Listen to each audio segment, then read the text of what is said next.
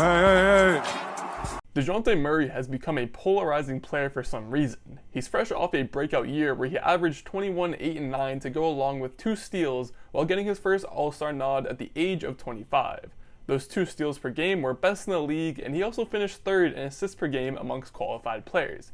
He took care of the basketball as well, being the only player with a better assist-to-turnover ratio than him this past season was the legendary Chris Paul. If you go further and restrict these stats to Spurs players only, you'd see Dejounte finished 1st in points per game, 2nd in rebounds per game, 1st in assists per game, and 1st in steals per game. Simply put, this is a LeBron-type statistic, obviously much smaller scale as it's the San Antonio Spurs, but still very impressive regardless. Yet when he got traded to the Atlanta Hawks this offseason for a package of Danilo Gallinari, 3 first-round picks, and a pick swap, there were people who saw this as a bad move by Atlanta for some reason. I'm just gonna get this out of the way now, but when watching back some Dejounte Murray tape, Jrue Holiday kept on crawling into my mind. Not to say that they're similar players or anything, but Dejounte's role on the Hawks could end up looking like Jrue's role on the Bucks. Both are defensive-minded guards that have the ability to create shots for both themselves and others. And quick side note, if you do look back at what the Milwaukee Bucks traded for 30-year-old Jrue Holiday that was making $25 million, then you'll realize that the deal for the 25-year-old Dejounte Murray making around $17 million for the next 2 seasons is in fact actually a good one. Who would have thought? Anyways, intro rant aside, I'll send my apologies in advance to Obi-Wan Kenobi because I'm about to deal in some absolutes, but this newly formed backcourt in Atlanta is the best backcourt in the Eastern Conference. Yes, I did the research. Yes, I believe in this. It just is what it is. I think we all have a good understanding of what Trae Young is at this point.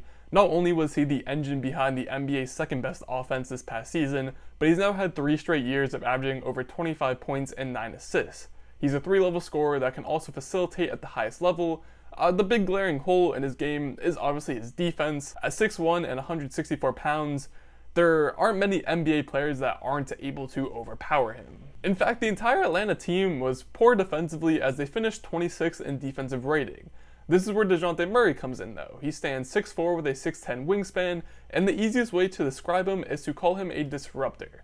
Murray is one of the few players in the league who is capable of blowing up entire possessions all by himself. For example, take this play where Dejounte Murray is manned up on Darius Garland, a very good point guard, sticks with him through the ball screen and sticks with him as he tries to cut back door. Eventually he collapses on Jarrett Allen in the paint and is still able to get back out to Garland on the kickout, force him to put it on the ground, and it ends up being a foul, but overall great effort from Dejounte. Or on this play here, he gets caught on Draymond Green trying to post up in transition, and as he's guarding him, has the defensive IQ to lay off of Draymond completely as Klay Thompson cuts to the rim. He blows that up, but eventually Andrew Wiggins finds the lane to the hoop for the easy bucket. Again, not much Dejounte could have done there, but his defense on this play was tremendous. Murray's also one of the premier perimeter defenders in the league and is great at bothering opposing guards by poking at dribble handoffs and pick and rolls. He's the exact type of defender that you just know guards hate to go up against because they have to be on their A game at all times or else they're going to have the ball get stolen from them. Another thing I noticed from Dejounte defensively is that he has the freedom to roam. With his agility and wingspan, he can afford to collapse on bigs in the paint while still being able to get out to contest his man on kickouts. It's pretty crazy stuff. Now, one concern that will likely take some time to iron out is the actual fit and chemistry between Dejounte Murray and Trae Young. Both players are fresh off a season in which they had the ball in their hands a lot. Trae finished 4th in usage percentage with 34.4%, while Dejounte came in at 28th with 27.3%. From Trae Young's perspective, a decrease in usage is a welcome sight.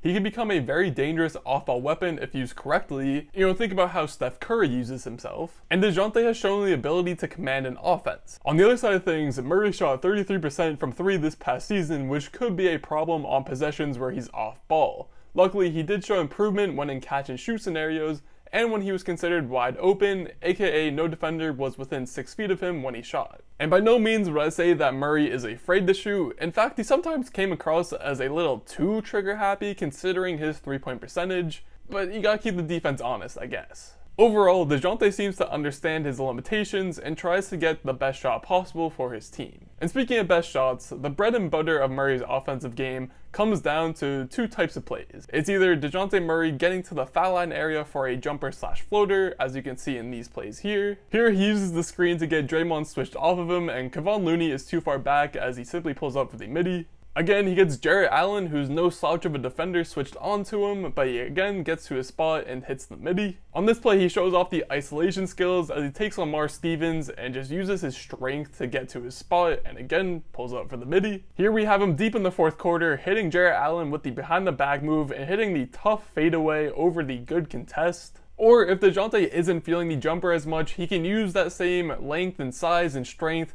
to then take his defender to the rim for some easy finishes. Here we can see Evan Mobley eventually get switched onto him, and everyone knows, even as a rookie, Evan Mobley is one of the better defenders in the league, but Dejounte Murray makes him look like a traffic cone as he gets such an easy layup on Mobley at the rim. And I'm gonna really have to apologize to the Cavs fans out there, but Jarrett Allen was just straight up getting cooked in this game. I don't know if there's something up with him, but Dejounte Murray was just simply having his way.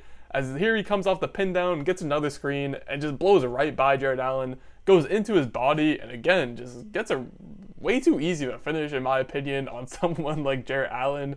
But again, that just speaks to the volumes of Dejounte Murray and what he's able to do with the ball and how he's able to get to the paint and score effortlessly. But these kind of plays are even more noticeable when he has a smaller player guarding him. It's just barbecue chicken at that point. And then this last play, I could not leave out. I didn't really have a place for it, but I'm just going to point it out anyway, because if Kyrie Irving were to do something like this, or John Morant, this play would be on social media, House of Highlights, Instagram, Twitter, TikTok, everywhere. It'd be on every site at least 50 times. Anyway, moving on, playmaking is also a core piece of Dejounte's game.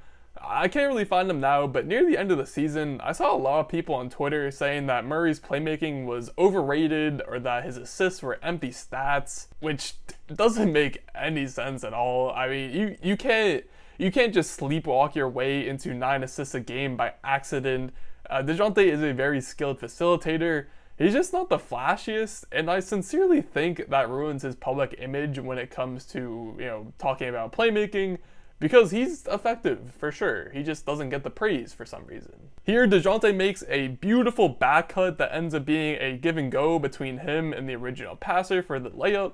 On this play here, he utilizes the escape dribble as going all the way back to the half-court line before firing a pass and leading to a 4-on-3 for another easy bucket. And then here are some pick and roll examples where he's just making some nice pocket passes. I especially love this lefty bounce pass off the dribble he had that again leads to the bucket. Overall, Murray just looks so calm and composed when navigating around the paint. It's really special to watch, especially at his size. The ball handling abilities that he has is truly a spectacle. But ultimately, if I had to choose one play to encapsulate Dejounte Murray's game, I think it would have to be this one. He gets switched on to Kevin Love in the pick and roll, then proceeds to get posted up by Love, and although he does get some help, he defends it pretty good, ultimately grabs the rebound and immediately pushes it up the court, hits Keita Bates-Diop for the lay-in, some special work. Or if you want another example, this play could also suffice. Dejounte doesn't have to touch the ball on this transition play until the shot goes up as you see him elevate with Lauri Markkanen and Jarrett Allen,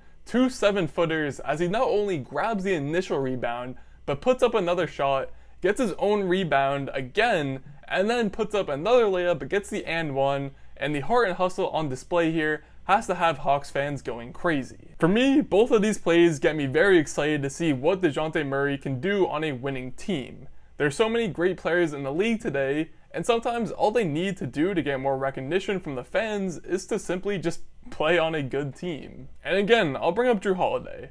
I think people understood he was a good all-star level player in New Orleans, but he never really earned his flowers until being traded to Milwaukee, and I think something similar could happen here. Dejounte's game is just so easy to fall in love with. Overall, him and Trae Young should blend well given they put the effort in addition to the fact that the pick and roll pairings of Dejounte Murray and Clint Capella / Onyeka Okongwu, they should be fun both offensively and defensively. Outside of that, it will also be cool to see Dejounte be able to explore more offensively, considering the Hawks are simply just a much better team in that department than any Spurs team that Dejounte has been a part of. They'll have better spacing, better shooters, better pretty much everything. And if you're still here at this point, I have one last stat for you that seems important, but I didn't really know where to put it, so I'm just gonna make it a bonus fact of sorts. Real professional, I know. Anyway, if you look back at last season and split it roughly in half, in Dejounte's first 35 games he played in, he averaged around 18.5 points, 8 rebounds, 9 assists, 2 steals on 44, 33, 72 splits with 2 free throw attempts per game. Then, over his last 33 games he played in, you'll see he had some noticeable bumps as he averaged 24 points, 8.5 rebounds, 9.5 assists, 2 steals on 48, 32, 83 splits with over 5 free throw attempts per game. And obviously the numbers in the second half look great, but the number that really stands out to me is the free throw attempts, as I think that's going to be the key to Dejounte unlocking the next level in his offensive game, as we already know he's a great defender, but the offense, he still has some more to do, and again, the free throw attempts are the way to improve. But that's all I gotta say for now, so have a good day. And if you've made it to this point in the video, then congratulations, you're a real one. Now, if you enjoyed this video, maybe think about hitting the subscribe button, should be somewhere in this general direction. Or if you're not sure yet, maybe check out another video, which should be in this general direction. Either way, thank you for watching.